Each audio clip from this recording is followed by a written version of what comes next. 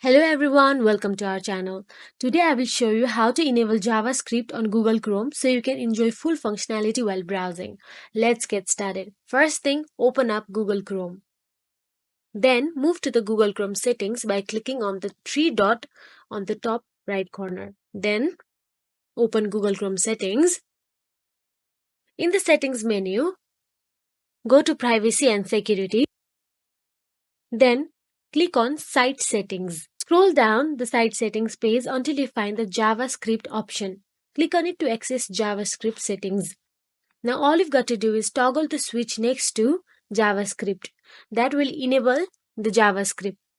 To ensure that JavaScript is enabled, try loading a web page or web application that requires JavaScript. And there you have it. You have successfully enabled JavaScript on Google Chrome, allowing you to access and enjoy a wide range of websites. If you found this tutorial helpful, don't forget to give this video a thumbs up, share it with your friends, and subscribe to our channel. Thank you for watching.